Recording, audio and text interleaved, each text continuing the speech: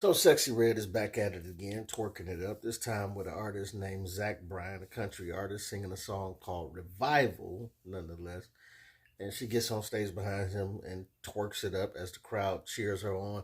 But I think the ironic part is, I think the crowd is cheering her on for different reasons than Sexy Red thinks that they're cheering her on. Let's get to the video. So, have y'all noticed that many of the same people and circles who were absolutely livid about Beyonce making country music, who were adamant that they did not want Beyonce in their space? Have you noticed that a lot of those same circles, same people are praising Sexy Red coming on stage, twerking with a country artist? Why do y'all think that is?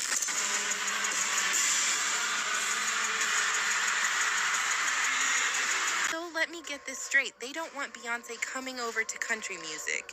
But this is okay. I don't know if she can see this or if she even cares. But they were making a mockery of her.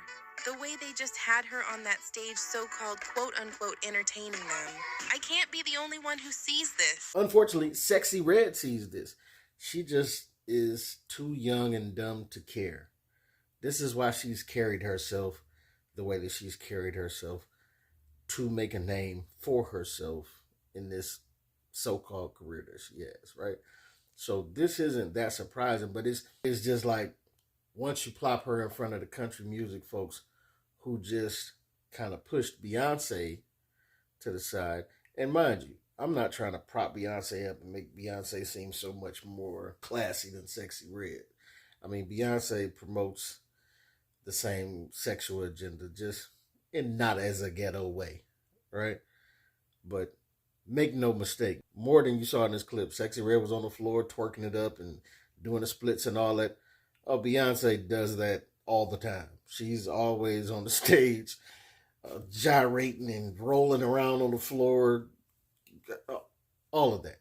You know what I'm saying? So let's not try to make Beyonce like she's such a classy lady, right? They both promoting over sexualized music.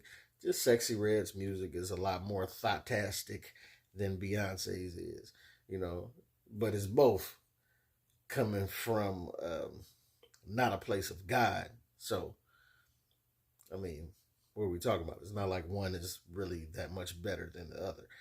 But it just is ironic that Beyonce being the mega star that she is, and you know, she carries herself in a different way that Sexy Red carries herself.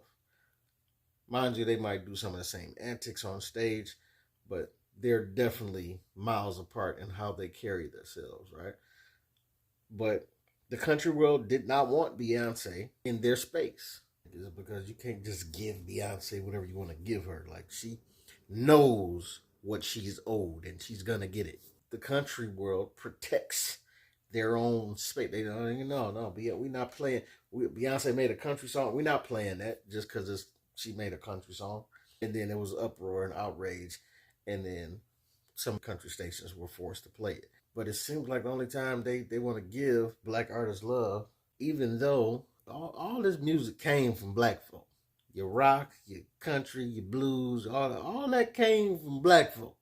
They don't like to admit it, but the white folk gatekeep it. Young lady said this on the Anton Daniels show. I can't remember her name, but they just did a live not too long ago talking about this subject. And the young lady said this, she like they don't own rock, or they didn't create rock or you know, country or nothing like that. I think they was talking about country. But they gatekeep it like it's theirs. Right? But they're trying to keep Beyonce out of the mix. And they eventually played it. But it's ironic that the ones who they allow into the mix is the Lil Nas X's, right? Because he made a country song too, and just because he has the alphabet flag behind him, they have a great time promoting all of the ridiculous debauchery that he promotes, and they have a great time promoting all of the fantastic ways of Sexy Red, because they're really laughing at you like how they just, back in the day, they used to tell Negroes to dance. Dance! dance, Negro. Get your shoes and clickety clack. Amanda Seals, as much as I can't stand her, she had a funny moment on Club Shay Shay where she did that whole dance Negro thing. It was hilarious, but it's just disappointing that Sexy Red can't see that they're more so the way that they're cheering her on to do this. You know what I'm saying? Black folk, we the only one that don't protect our culture. You know, we had a situation with DJ Vlad with his tattletailing culture vulture self.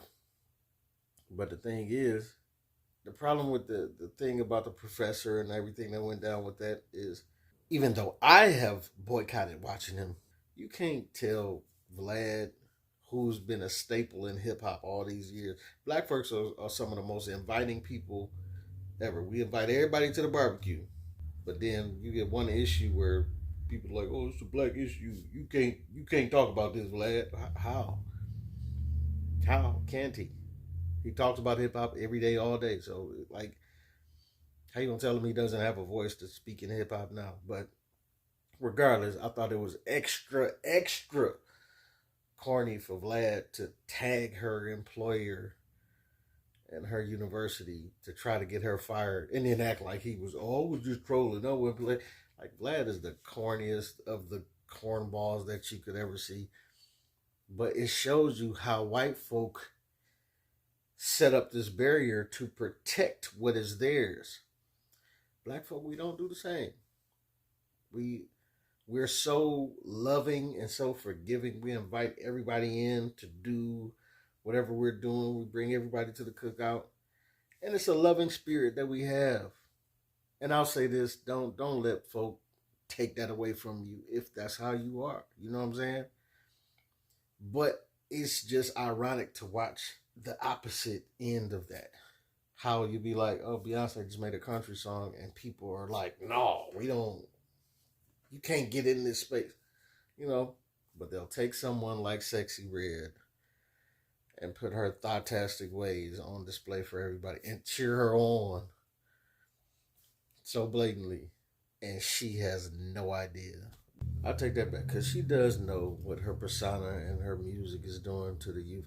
Because when she saw that teacher crying about the 4-year-old singing "My Booty Hole Brown" and all that, she told her to shut up and play some more of her ratchet songs for the kids. So she knows what she's doing. But this your boy P Camp. Let me know what you think or what you don't think. Get at your boy.